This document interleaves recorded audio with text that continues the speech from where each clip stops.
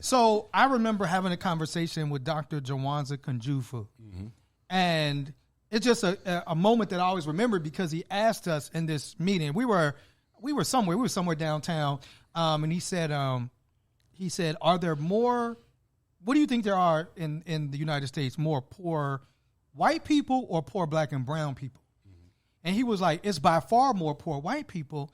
He was like, "However, the poor white people don't identify with poor black and brown people. The poor white people identify with those wealthy white people that are the ones," and I agree with you. It's a people have called them the 1% or the 10%, the Illuminati, whatever name you want to give them, right? You know what I'm saying? A huge example of that's Donald Trump, right? Donald Trump is this wealthy white man that inherited his wealth. It's not like he went and worked at it, right? Dad lent him $1 million. But yet these poor white people in places like West Virginia and Alabama and Georgia not only identify with, but have made him to like a Christ-like figure in their lives, where they're like people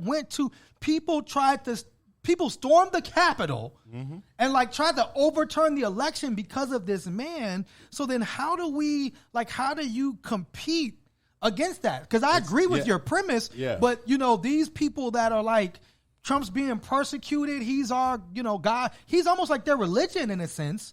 How then do you introduce this to them, or do you just wait for the world to fall apart? Or? No, not at all. And again, I think one of the things I've learned over the years that is so powerful in terms of how our society is shaped as narrative. Yeah. Right. And to the extent that, to your point, right, there's always been this sort of narrative, that as long as I have a certain identity, I'll have access to the means to grow my wealth in this country. Yes. Right. And so that's always been a very powerful narrative, even from the times of slavery. The Chris Rock joke where he was like, none of y'all would trade places with me, and I'm rich, right? None of y'all white people would trade places with me, right? And so part of what we got to get really good at, is introducing new narratives, right? I mean, this is literally a game of storytelling. Trump is effective because he tells stories all the time, right? But to the extent... Some people call them lies. No.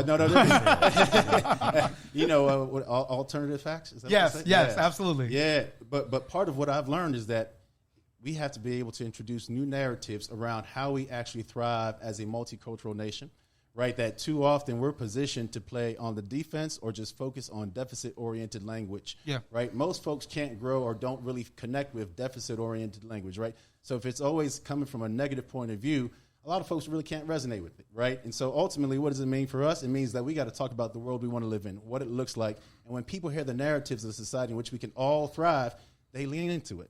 Right. And so we got to get really good at introducing more narratives around what that looks like, particularly, too, when it comes to those spaces in which we know equality does not exist. We got to show, all right, what is the narrative around an educational system in which everybody can thrive? What is the narrative around a criminal justice system in which everyone experiences fairness? What is the narrative around a healthcare system in which everyone can expect the best healthcare outcomes? Right? We can't just be focused on deficit, what's wrong all the time. It's important to highlight what's wrong, but we got to talk about what is the vision for the future. Right? And so when you think about folks like MLK or Malcolm X, they were very powerful because they were great at introducing narratives.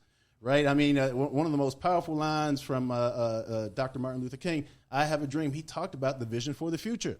People love that stuff. Right? And again, we got to get really good, particularly as creative folks at saying. And then they shot him. I shouldn't laugh at that. But it's true that he understood the power of narrative. Yes, absolutely. Right? And part of what he also understood is that people also got to get good at introducing new narratives. It can't just be a handful of people. We all got to get really creative because racism's everywhere, which means we have to think about new narratives in so many different spaces, right? And the folks who are in those spaces are usually the best ones to introduce new narratives. Yes. Right? And so everyone's got to learn, well, how do I do that?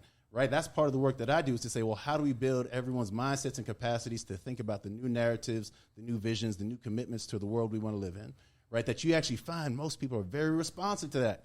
Again, not too many people like thriving in negativity or negative narratives, right? You can only deal with it so much before it becomes overwhelming or tiring or just straight up defeating, right? But when you give people a new narrative in terms of what can be, and you give them a pathway to make it happen, man, watch out.